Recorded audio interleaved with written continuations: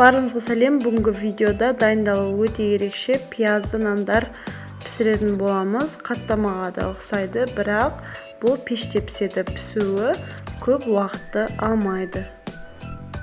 Қамыр дайындап аламыз. Ұнға тұз және сұйық май құйып, суды 2-3 бөлікке құя отырып, жұмсақ қамыр илеп аламыз.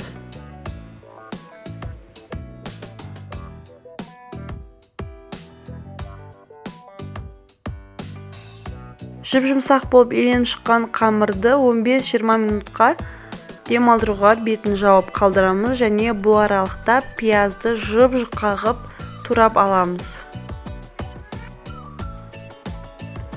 Демалып шыққан қамырды 3-4 бөлікке бөліп, ерітілген сары майға саламыз. Маргарин емес, сары майды алуға тырысыңыздар. Маргаринмен нандарыңыз қатты болып шығуы мүмкін. Ерітілген сары майға осылай салып 5 минутқа демалдыруға қоямыз. 5 минуттан кейін алып жая бастаймыз.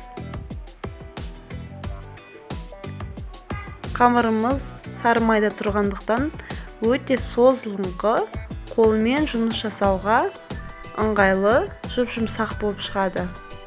Бұлай жайылған қамыр оқтаумен қамыр жайғанында тезірек жайылып шығады.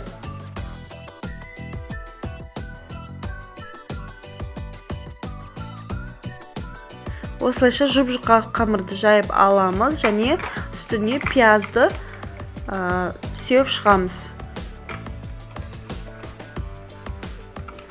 Егер сіздің қамырларыңыз менікіне жыртылған болса, ол еш нәрседе етпейді. Енді оны осылайша рулет қылып ораймыз.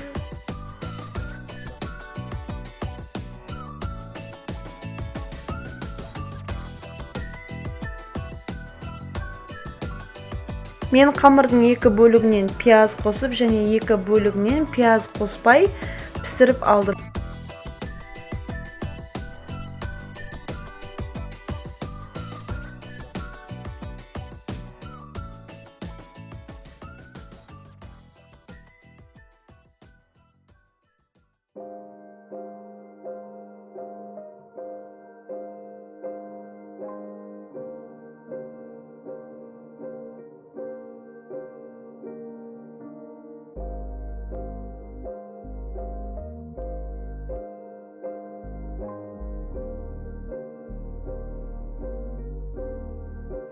Енді бұның бетіне жұмыртқа немесе сары май немесе сүт жақсаңыздар болады. Мен сары май жақтым.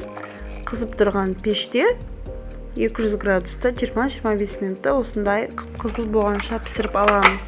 Сары май жаққаннан кейін кішкене құрғап шығады. Ал егер жұмыртқа жағатын болсаңыздар, бетіне жылтырап, қып-қызыл болып шығады.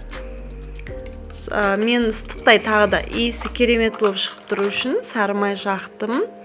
Қамыр майда жасалғанмен бұл қатты майлы емес, дәмі нанға да және қаттамаға да ұқсайды. Менің рецепттерім сіздерге ұнаса, пікірлеріңізді қалдырып, лайк басып кеттіңіздер. Сау болыңыздар.